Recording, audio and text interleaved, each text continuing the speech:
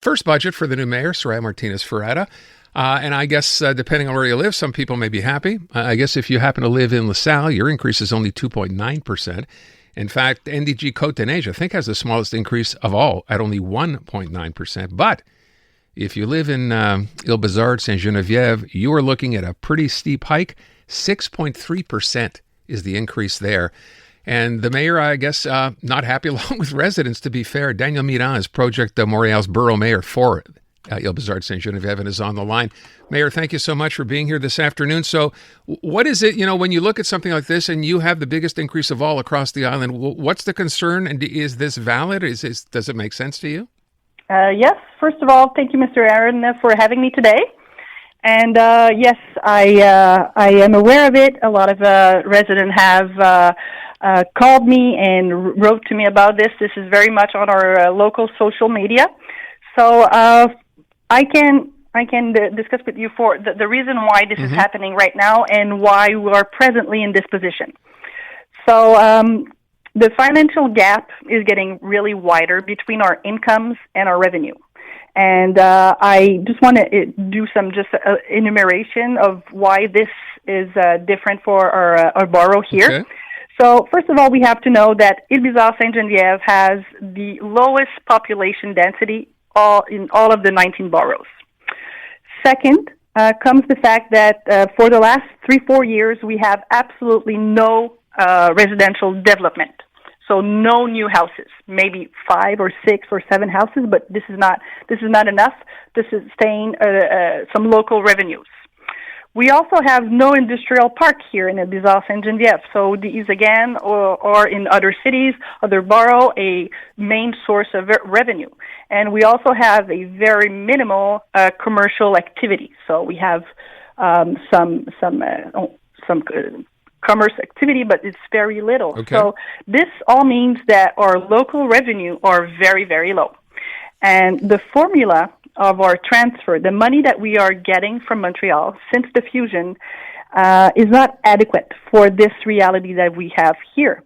And on top of this, we also have to note one thing that is very important for our borough, but for the part that concerns the island of Ile-Bizard, is that more than 50% of the island of Ile-Bizard is protected by green space. It's almost 60, that I have to say. And in this land that is protected, we have 3 golf courses.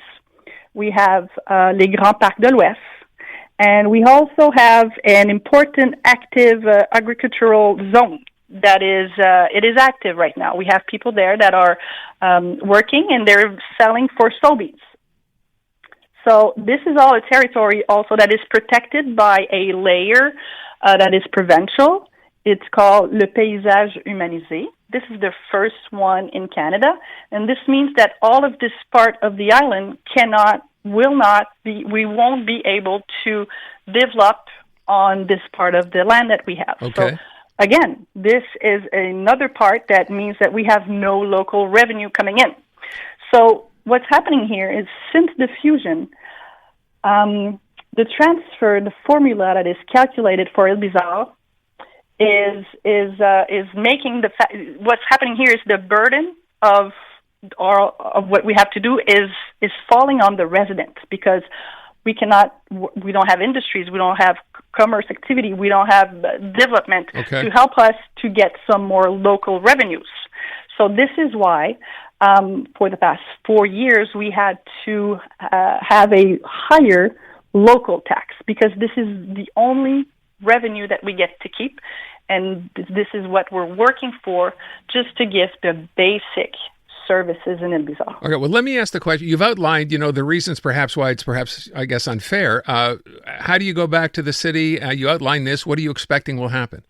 Okay, so since I was there for the previous mandate, and at the beginning of the other mandate, we had 2 mayors in the past 4 years.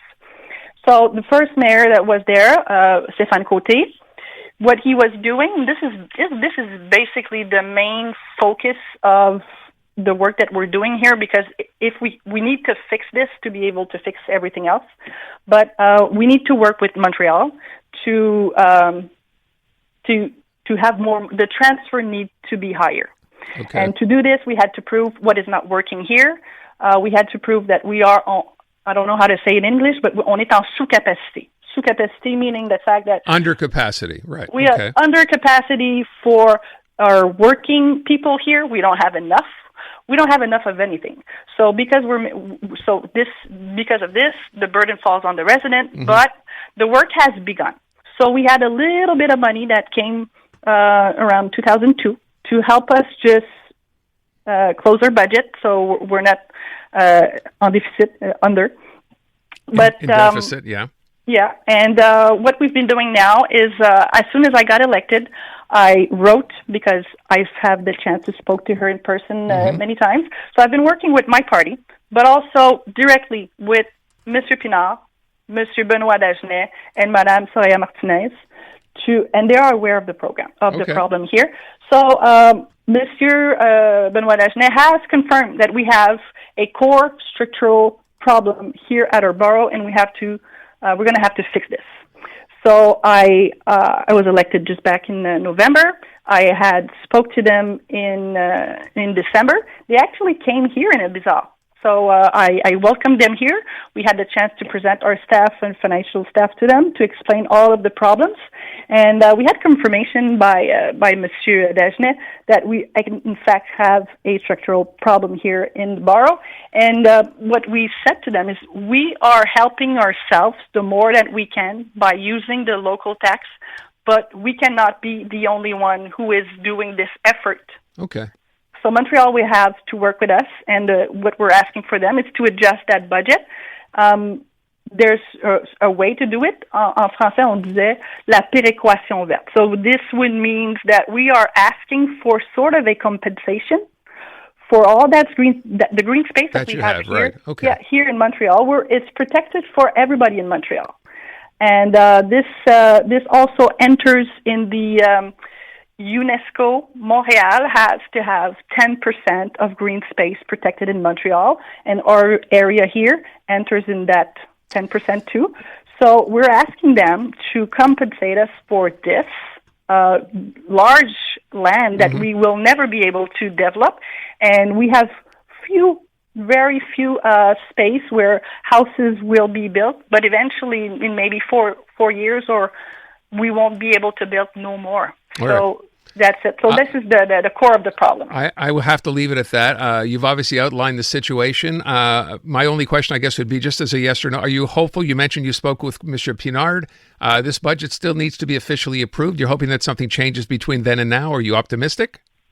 I'm optimistic, yes, because as you know, I've been on both parties, and I work with everybody on both teams, and they are all aware of this problem, and I've spoken to them, and I really have the hope that in 2006, 7, and maybe, I don't know if they're going to do it in a few years or how it's going to be done, but we will meet in the next few months. I wish you luck. I thank you for your time. Thank you so much, Mayor.